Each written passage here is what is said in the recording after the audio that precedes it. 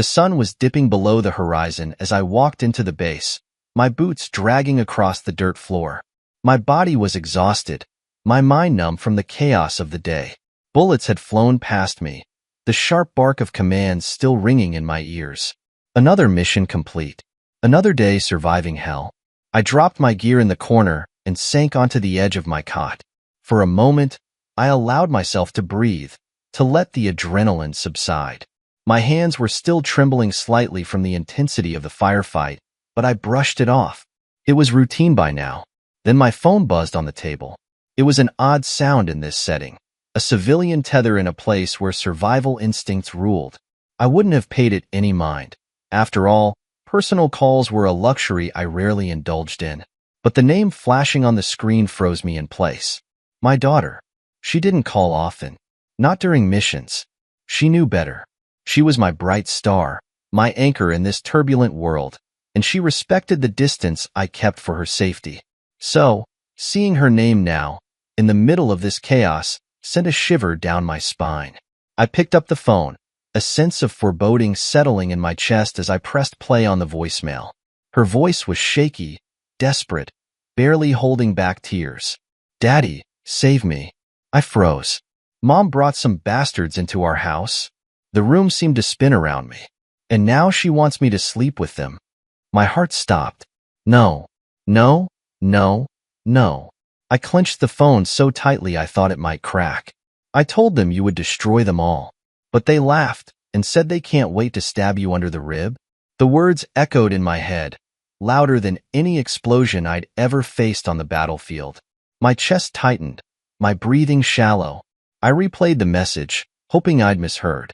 But her voice, her terrified, pleading voice, was real. "Daddy, save me." A flood of emotions crashed over me. Rage, fear, disbelief. I'd spent my life fighting enemies in foreign lands, risking everything to protect strangers. And now, the real enemy was in my own home. My daughter's sanctuary had been violated, and my wife, her mother, was complicit. How could this happen? How could the woman I trusted with everything betray not just me, but our child? I didn't have time to analyze it. My instincts kicked in, the soldier in me taking over. I stood, grabbed my duffel bag, and started packing. My mind raced with questions, but I pushed them aside. The only thing that mattered was getting home. "Captain," a voice called from the doorway. "One of my men. What's going on?" I didn't look up. "Family emergency," I muttered, shoving my belongings into the bag. "Wait, you're leaving? In the middle of deployment?" I snapped my head toward him, my glare silencing any further objections. "My daughter needs me," I said, my voice low and firm. He hesitated, then nodded, stepping aside. There was an unspoken understanding among soldiers. Family came first. I stormed out of the barracks, my mind consumed by the message. I replayed it over and over, dissecting every word, every pause. Who were these bastards? How had they wormed their way into my home? And what in God's name was my wife thinking?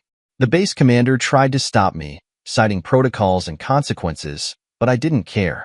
I threw my resignation at him, ignoring his protests. My life as a soldier meant nothing compared to my role as a father. The drive to the nearest airfield felt endless. I gripped the steering wheel so tightly my knuckles turned white. My jaw clenched as scenarios played out in my mind, each one more horrific than the last. "Daddy, save me." Her voice haunted me. It wasn't just the fear in her tone. It was the trust. She believed in me. She knew I would come for her, no matter what. And I would. As the plane took off, I stared out the window, my reflection glaring back at me. I wasn't just returning home. I was returning as a weapon, a force of vengeance. The bastards who had dared to lay a finger on my family had no idea what was coming. They thought they could laugh, mock me, threaten my child. But they didn't understand. They had woken a sleeping beast. I closed my eyes, the roar of the plane's engine drowning out everything but my thoughts. My daughter's voice echoed in my mind, a constant reminder of what I was fighting for. "Daddy, save me." I whispered a promise to myself, a vow forged in the fire of my rage. "I'm coming, baby. And God help anyone who stands in my way." The drive felt like torture. The open road stretched endlessly before me, every mile dragging me closer to the truth I dreaded yet desperately needed to confront. The hum of the engine was a background noise to the storm raging in my head. My daughter's voice played on repeat, each word stabbing deeper into my chest. "Daddy, save me." I gripped the steering wheel so tightly my knuckles turned white. How did it come to this? How had the life I built with so much care, so much sacrifice, crumbled into this nightmare? The memories of happier times, once a comfort, now felt like cruel taunts. I remembered family dinners, my wife's laughter echoing through the house as my daughter recounted her day at school. I remembered lazy Sunday mornings, the three of us cuddled on the couch watching cartoons. Those moments now felt like scenes from another life, a life that had been shattered by betrayal. My foot pressed harder on the accelerator, the speedometer climbing as if I could outrun the anger boiling inside me. I wasn't just angry at my wife or the bastards who had invaded my home. I was angry at myself. How did I miss the signs? How did I let this happen? But there was no time for self-pity. I needed answers, and I needed them now. I started making calls, my voice sharp and demanding. I called old friends in the force, men who owed me favors. I called neighbors who had always been quick to gossip. I even called the local pastor, a man who had officiated our wedding and christened our daughter. But their responses only fueled my rage. "Sorry, I can't get involved. I don't know anything, really. It's better if you don't dig too deep." The cryptic answers and hushed tones made it clear that everyone knew something, but no one wanted to tell me. It was as if the entire town had conspired to keep me in the dark. The pastor's voice had been the most unsettling. "You need to pray, son," he'd said, his tone heavy with guilt. "Pray for strength. This is bigger than you think." Bigger than I think? What the hell was that supposed to mean? The city skyline came into view, but it brought no relief. If anything, it loomed like a shadow over my memories, tainted now by the betrayal waiting for me at home. The streets were eerily quiet as I crossed the city border, each familiar landmark feeling foreign, sinister. I pulled into the neighborhood, the sight of our house in the distance tightening the knot in my chest. The front yard, once meticulously maintained, was overgrown. The curtains in the living room window were drawn tight, shutting out the world. This wasn't the home I'd left behind. I parked the car and sat there for a moment, my hands resting on the wheel.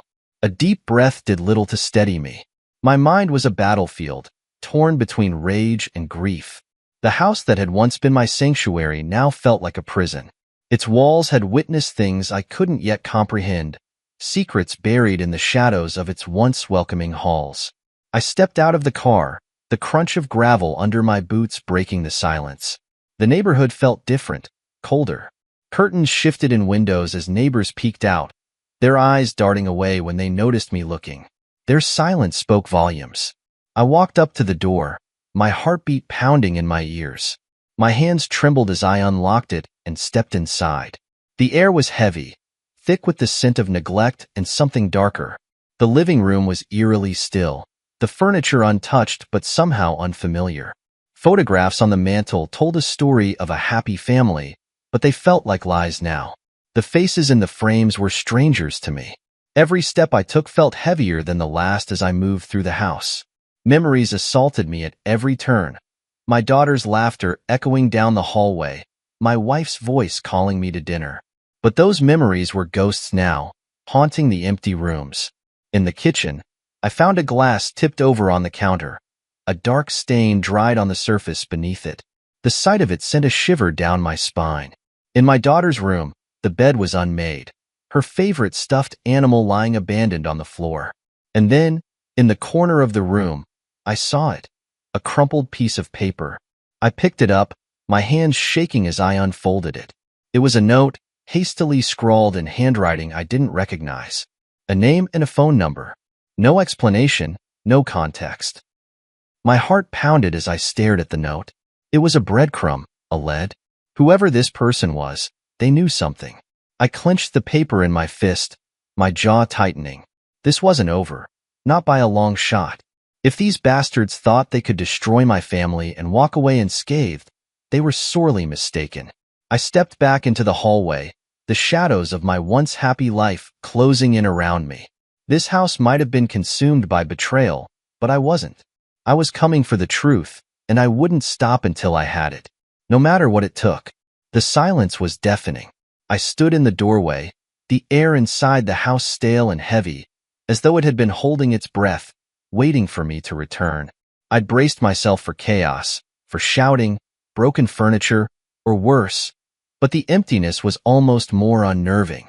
The house should have been alive with the sounds of my daughter humming as she worked on her school projects or the faint music my wife liked to play in the background. Instead, there was nothing but a hollow stillness, as if the house itself had been abandoned by the warmth it once held. I stepped inside, the door creaking loudly behind me. The faint scent of something metallic hung in the air, but I couldn't place it. My boots echoed against the floor, each step feeling heavier than the last. I glanced at the walls where our family photos still hung in neat rows. They mocked me. Pictures of happier times stared back at me, my daughter holding her first soccer trophy, her smile bright and carefree. My wife and I on our anniversary, arms wrapped around each other like we had the world figured out. They felt like relics of a life that no longer existed, a cruel reminder of how much had been lost. I moved deeper into the house, the knot in my stomach tightening with every step. My daughter's bedroom was my first stop. The door was ajar, the faint scent of her lavender air freshener lingering in the air. Her bed was unmade, the blanket half hanging to the floor as if she'd left in a rush. Her favorite stuffed animal, a worn-out bunny she called Mr. Hops, lay abandoned in the corner. My throat tightened at the sight of it. I picked it up, the fabric soft and familiar in my hand, but the comfort it once brought was gone. I called out her name, my voice breaking the silence. No response. I checked the closet, hoping against hope that she'd somehow been hiding. Empty. I moved through the house, searching each room with increasing desperation. The living room was untouched, the cushions on the couch still fluffed as if waiting for someone to sit down. The kitchen was spotless, but an overturned glass on the counter caught my eye. The silence was unbearable now. Where were they? What had happened here? Then I saw it. On the floor near the staircase, a scarf. My daughter's scarf. My breath caught in my throat as I knelt to pick it up. It was red, but not entirely. The edges were darkened, stiff with dried blood. My stomach turned as I stared at it, 1,000 possibilities racing through my mind. I clenched my fists, trying to suppress the rage bubbling inside me. My daughter had been here. She'd fought, struggled, and now she was gone. I closed my eyes, forcing myself to focus. Panic wouldn't help me. I needed to think, to piece together what had happened. There had to be something, some clue, some indication of where she'd been taken. I scanned the room, my eyes darting from corner to corner. That's when I spotted it, a crumpled piece of paper on the floor near the dining table. I snatched it up, smoothing out the wrinkles with shaking hands. It was hastily written, the letters jagged and uneven. A man's name stared back at me, along with a phone number scrawled underneath it. Who was he? I turned the note over, looking for more, but that was it. Just a name and a number. My jaw clenched as I tucked it into my pocket. A sudden wave of exhaustion hit me, but I couldn't stop. Not now. I moved upstairs, checking every room. My wife's jewelry box was still on her dresser, but the drawers were open, the contents rummaged through. Her perfume bottle was lying on its side, the liquid inside forming a sticky puddle on the surface of the dresser. It felt deliberate, like someone wanted to erase her presence from the room. In the master bathroom, the mirror was cracked, a single long fracture running from top to bottom. I stared at my reflection, distorted by the jagged line. My face was gaunt, my eyes bloodshot, but the rage burning in them was unmistakable. Whoever had done this, whoever had taken my family, was going to pay. I returned downstairs, the scarf still clenched in my hand.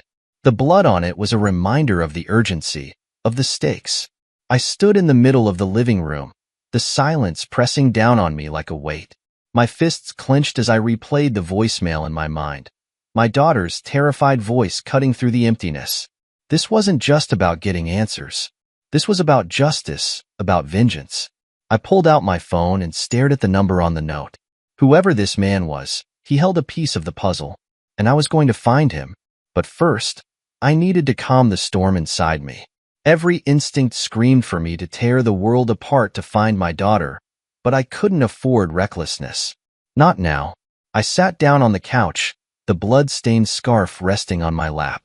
The house around me felt unfamiliar, like a shell of the home it once was. The shadows on the walls seemed to move, whispering of betrayal and danger. But I wouldn't let them consume me. This was just the beginning. I took a deep breath and pulled out my phone, dialing the number on the note. My voice was steady, but inside, I was a hurricane. "Time to get some answers," I muttered. I didn't wait long after finding the number. Sitting idle wasn't an option. My hands trembled with anger as I gripped the steering wheel, the crumpled note lying on the passenger seat beside me. The name scrawled on it was haunting me, daring me to act. When I arrived at the address tied to the number, my rage was barely contained. It was a run-down apartment complex on the outskirts of town, the kind of place where shadows lingered a little too long and everyone looked the other way. I parked my car and took a moment to breathe, to remind myself of the mission. This wasn't about venting my anger. It was about getting answers, finding my daughter, and tearing apart anyone standing in my way. The hallway smelled like mildew and regret. I walked up the cracked stairs, my boots echoing in the emptiness, until I reached his door. The paint was peeling, the number barely hanging on by a screw. I didn't knock gently. The door creaked open, and the man on the other side looked exactly how I imagined. A weasel of a man, wiry and twitchy, his eyes darting around like he was sizing me up before deciding if he should run. "Who are you?" he asked, his voice shaky. I didn't answer. My fist answered for me, crashing into his face and sending him stumbling backward. He hit the ground hard, clutching his nose as blood poured from it. "You know exactly who I am," I growled, stepping inside and slamming the door shut behind me. "I don't know anything. I swear," he shouted, scrambling backward on the floor like a rat trying to escape a trap. I grabbed him by the collar and hauled him to his feet, slamming him against the wall. The cheap plaster cracked under the force. "Don't waste my time," I snarled, my face inches from his. "You're going to tell me everything." He shook his head, his eyes wide with fear. "I don't know what you're talking about." That was the wrong answer. I dragged him to the kitchen and shoved him into a chair, grabbing a knife from the counter and slamming it down beside him. The blade stuck in the wood, vibrating ominously. "You see this?" I said, my voice low and cold. "This is the part where you stop lying and start talking. I don't have time to play games." He gulped, his hands trembling as he held them up in surrender. Okay, just don't hurt me." I crossed my arms, glaring at him. "Start talking."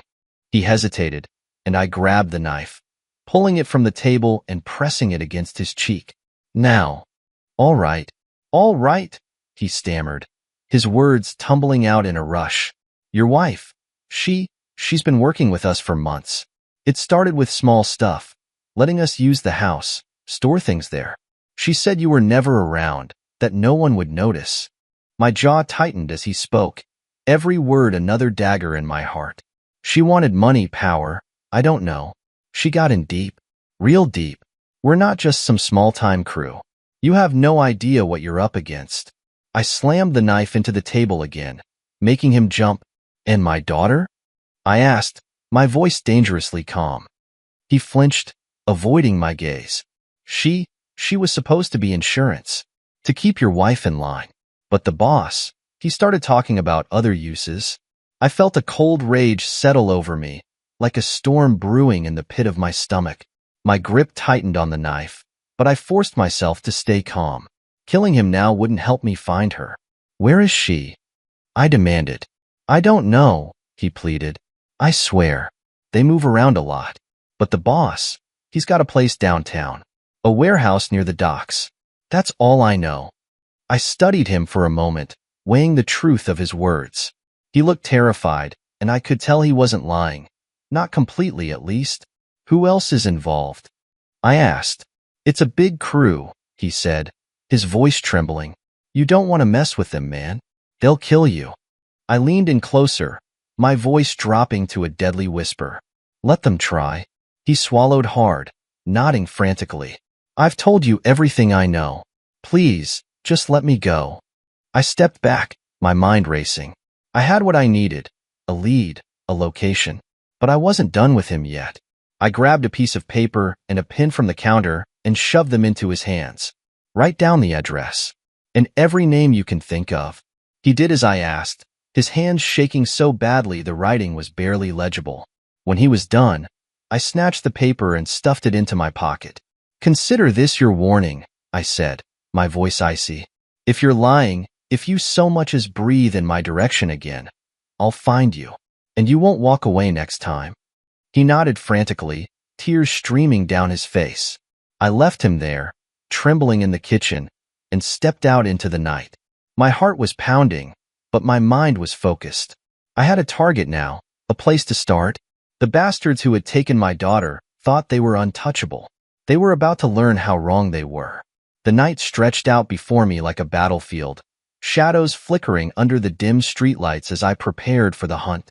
The names scribbled on that crumpled piece of paper were my roadmap, and I wasn't stopping until I had answers. These bastards thought they were untouchable, hidden behind their layers of lies and violence. But they didn't know what they'd unleashed. The first name on the list led me to a grimy bar on the edge of town.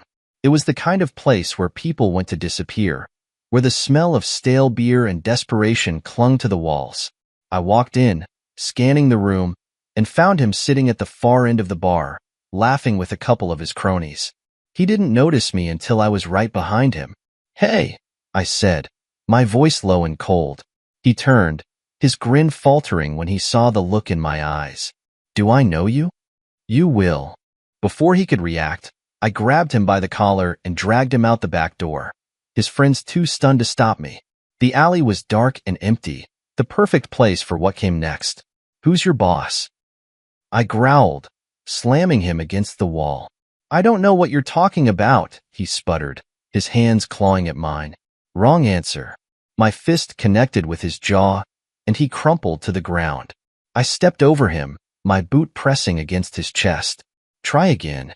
It took a few more persuasive blows, but eventually he started talking. Each word spilled from his lips like poison, painting a picture of a twisted web my wife had spun while I'd been away. Drugs, extortion, trafficking, it was all connected. And now they were using my daughter as leverage, a pawn in their sick game. The rage inside me burned hotter with every detail. He gave me the name of the next link in the chain, a man known for his sadistic tendencies. I left him bleeding in the alley, his laughter silenced, and moved on. The second man was holed up in a seedy motel, the kind with flickering neon signs and hourly rates. He didn't see me coming. I kicked the door open, the cheap lock giving way easily, and found him sitting on the bed with a bottle of whiskey in one hand and a knife in the other. He lunged at me, but I was faster. I disarmed him with a sharp twist of his wrist, the knife clattering to the floor, and pinned him against the wall. "Where's my daughter?" I demanded, my voice a growl. "I don't know, man," he cried, his eyes wide with fear. "I'm just a middleman." I slammed him against the wall again, the drywall cracking under the force. "Start talking, or I'll make you regret it." He broke quickly, babbling about shipments and drop-off points, his voice trembling. He didn't know where my daughter was, but he gave me another name, a higher up in the organization. By the time I reached the third man, my hands were bloody and my patience was gone. He was a brute of a man, built like a tank, but that didn't stop me.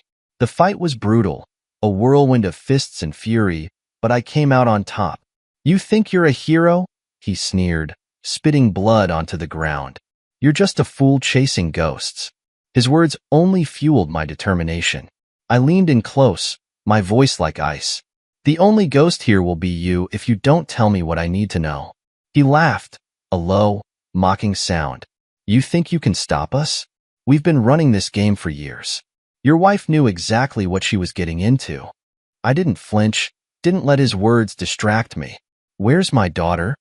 His smirk faltered, and I saw a flicker of fear in his eyes. "The docks," he muttered. "The boss keeps his merchandise there." By the end of the night, half the gang was either unconscious or wishing they were. I left no stone unturned, no threat unfulfilled.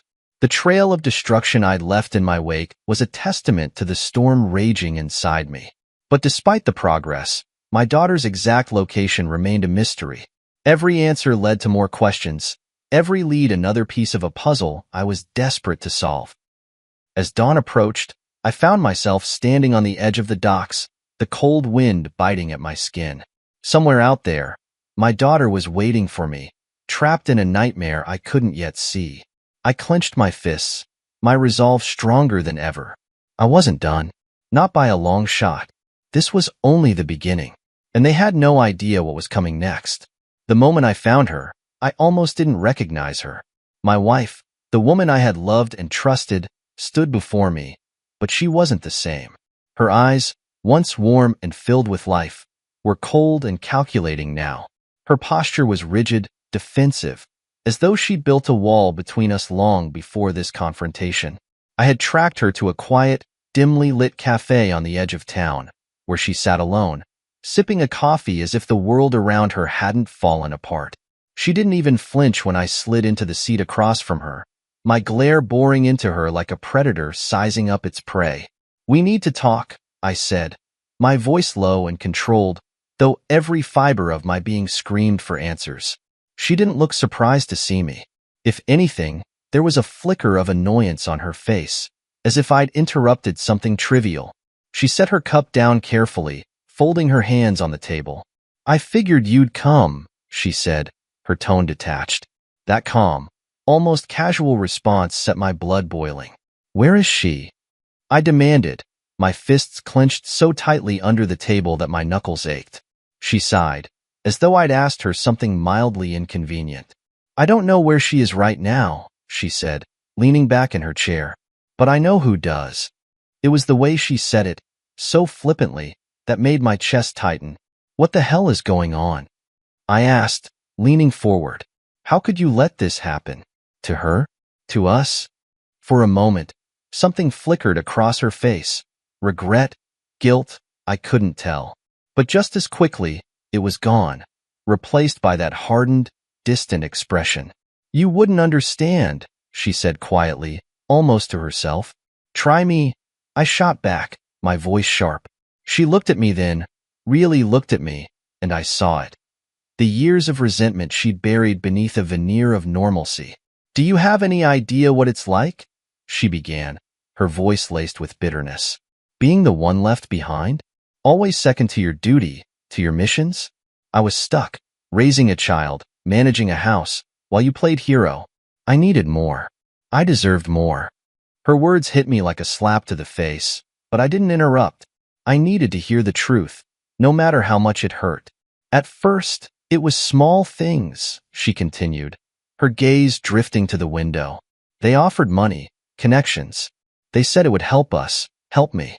But then, it got deeper. They promised power, freedom. They made me feel like I mattered again, like I wasn't just someone's wife or someone's mother." "And you believed them?" I asked, my voice trembling with disbelief. "You let them into our home, into her life, because of greed?" Her jaw tightened, but she didn't deny it. "They showed me a world I never thought I'd have access to," she said, her voice quieter now. "A world where I wasn't a burden, where I could be in control." "Control?" I spat, my anger boiling over. "You call this control? You sold us out. You sold her out." "I didn't know it would go this far," she snapped, her calm demeanor cracking. "I didn't think they'd." "You didn't think," I interrupted, my voice rising. "You didn't think about what this would do to your daughter, to our family. You didn't think about the people you were letting into our lives. Or did you just not care?" She flinched at that, and for a moment, I saw a flicker of the woman I used to know. But it was fleeting, replaced once again by that cold, detached mask. "I was desperate," she said finally, her voice barely above a whisper. "And now I can't undo it." The weight of her confession settled between us, heavy and suffocating. I wanted to scream, to throw the table across the room, to demand that she fix this, that she make it right. But I knew it wasn't that simple. "Who has her?"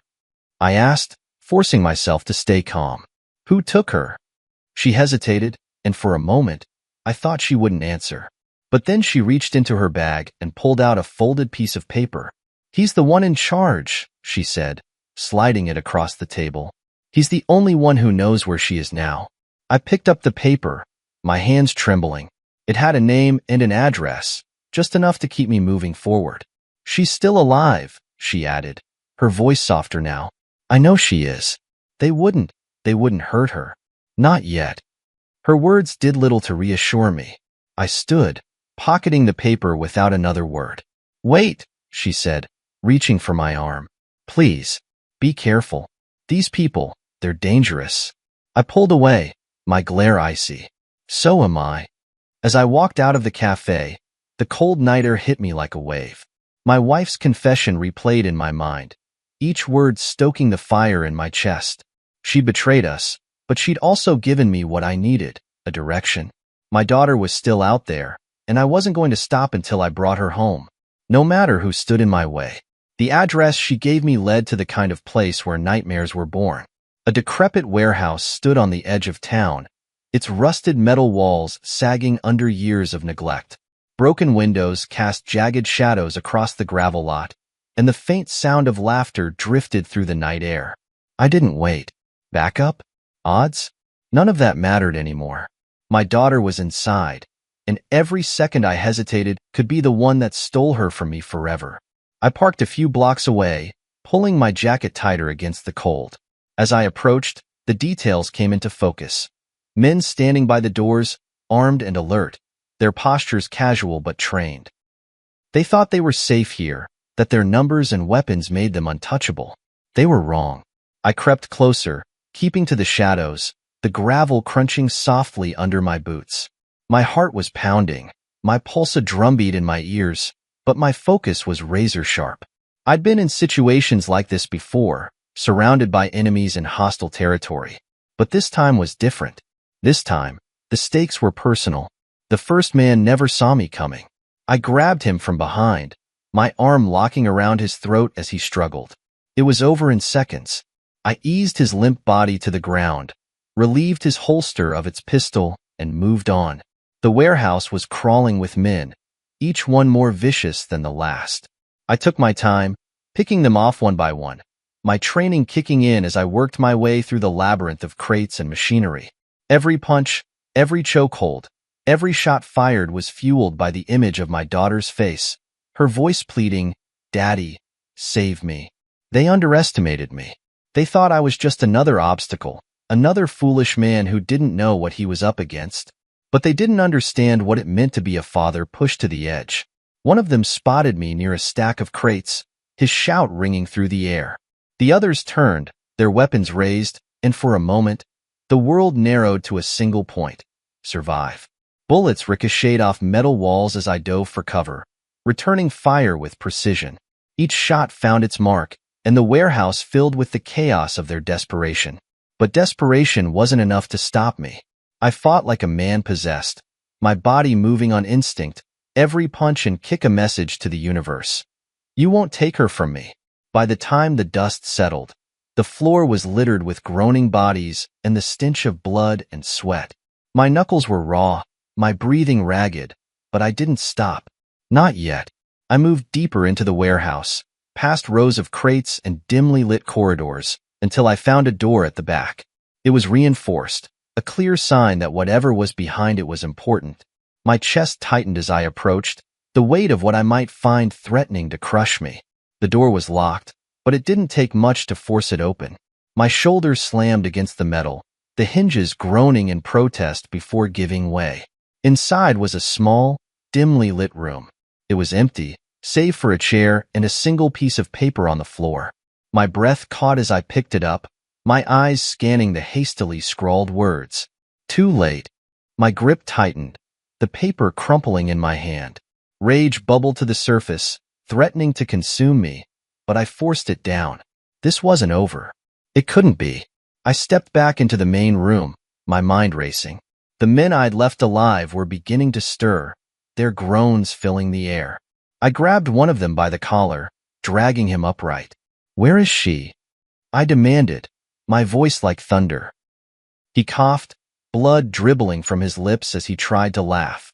"You're too late," he wheezed. "They moved her hours ago." "Where?" I snarled, shaking him. He coughed again, his head lolling to the side.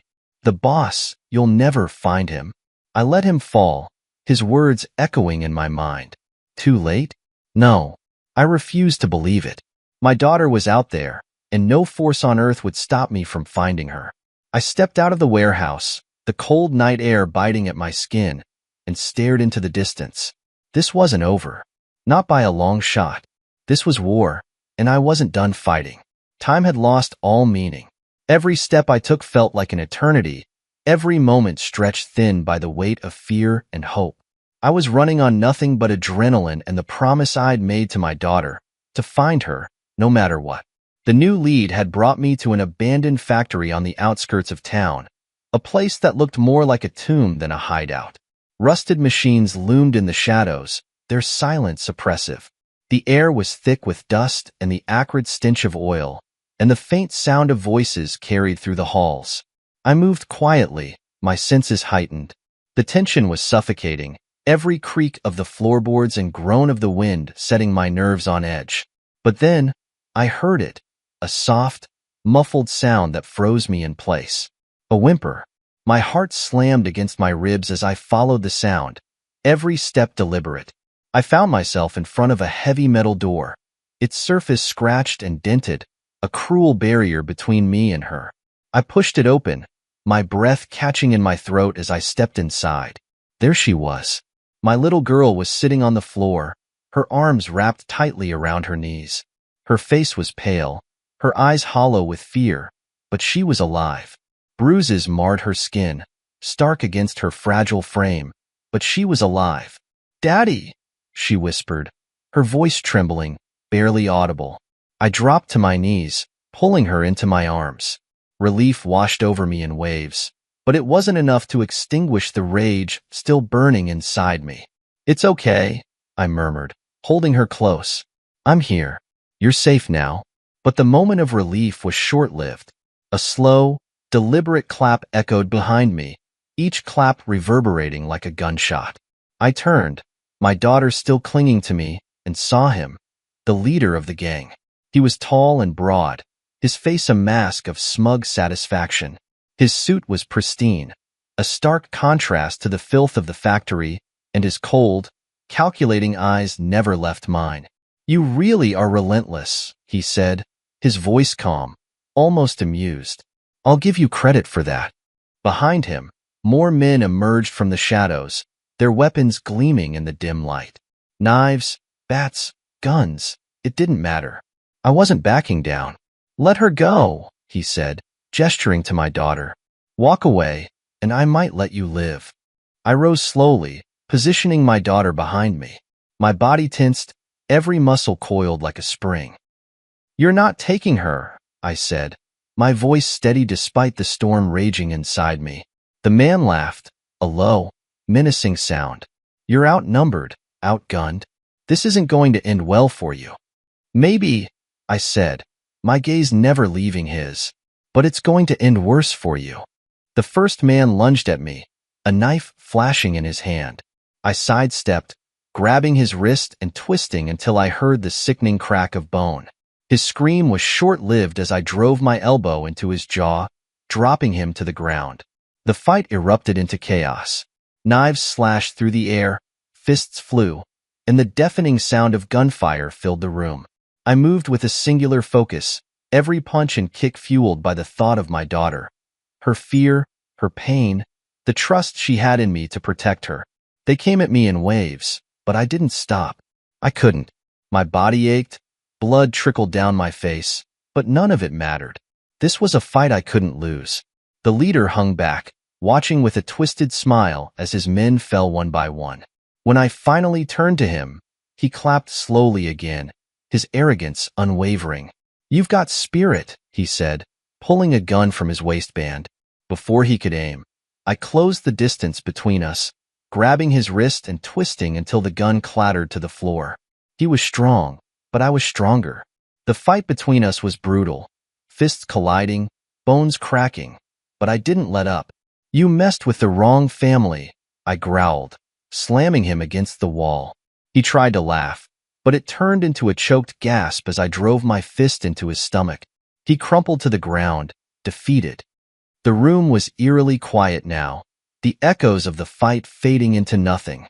I turned back to my daughter, who was still huddled in the corner, her wide eyes filled with both fear and relief. It's over, I said, my voice soft but firm. You're safe now. I scooped her into my arms, her small frame trembling against me. As I carried her out of the factory, the weight of what had just happened began to settle on my shoulders. Blood stained my hands, my clothes, but I didn't care. The only thing that mattered was the steady rise and fall of her breath, the proof that she was alive and in my arms. We stepped out into the cold night air, the factory behind us a graveyard of the past. I held her close, whispering the only thing that mattered. I've got you, baby. I've got you. The drive home was silent, but the storm inside me hadn't settled. My daughter sat curled up in the passenger seat, her head resting against the window. She hadn't said much since we left the factory, just soft, broken words of gratitude that cut me deeper than any knife ever could. Her bruises were a glaring reminder of everything I had failed to protect her from. Every time I glanced at her, guilt clawed at my chest. How had I let it come to this? I was supposed to be her shield, her unbreakable fortress. Instead, I had been thousands of miles away while monsters invaded her world. The road stretched endlessly before us, the hum of the tires on the pavement the only sound in the car. I wanted to speak, to tell her it was over, that she was safe now, but the words felt hollow. Safe? Could she ever feel safe again? When we pulled into the driveway, the house loomed in front of us like a ghost from a life I barely recognized. It felt foreign now, tainted by the events that had unfolded within its walls. My daughter hesitated, her hand hovering over the door handle as if she were afraid to go inside. It's okay, I said, my voice softer than I intended. I'm here. She nodded, her movements slow and deliberate, and followed me to the front door. The house was eerily quiet, the air heavy with the weight of unspoken truths. The memories of laughter and love that had once filled these walls felt like distant echoes. I set her bag down and guided her to the couch. Do you want something to eat? Drink? I asked, desperate to do something, anything, to make her feel even an ounce of comfort. She shook her head, her gaze fixed on her hands. I just want to sleep, she murmured, her voice so small it was almost a whisper. Okay, I said, swallowing the lump in my throat. I helped her upstairs, each step feeling heavier than the last. When we reached her room, I hesitated at the door. Do you want me to stay? I asked. She shook her head again, giving me a faint smile that didn't reach her eyes. I'll be okay, Daddy. I nodded, forcing myself to respect her need for space, even though every instinct screamed at me to stay and watch over her. As the door clicked shut, I stood there for a moment, staring at the wood grain, my fists clenching and unclenching. Downstairs, the quiet was unbearable. I paced the living room, replaying everything in my head. The factory, the fight, the broken man I had left behind. For all my rage, all my determination, I couldn't shake the feeling that I had failed her. The sound of my phone vibrating broke through my thoughts. It was a call from the local authorities. Someone had tipped them off about the carnage at the warehouse. They wanted answers, explanations. I gave them none. Let them piece it together themselves. My daughter was my only concern now. The next few days were a blur of long silences and unspoken pain. My daughter avoided her room, opting instead to sleep on the couch where I could be nearby. I didn't push her to talk. I didn't ask her to explain.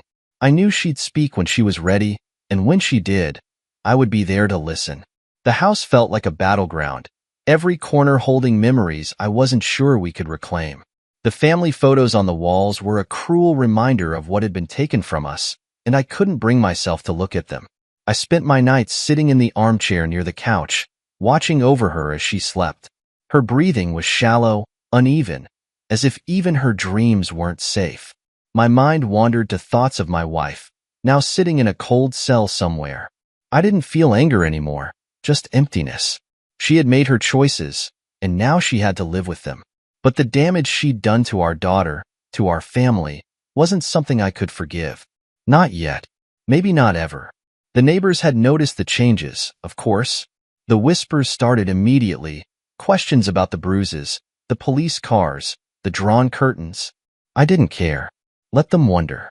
The only thing that mattered was her. One evening, as we sat together in the dim light of the living room, she finally spoke. "Daddy," she said, her voice hesitant. I turned to her, my heart pounding. "What is it, sweetheart?" "I'm scared," she admitted, her voice breaking. What if they come back?" My chest tightened, and I reached for her hand. "They won't," I said firmly. "I promise you they won't. No one will ever hurt you again. Not while I'm here."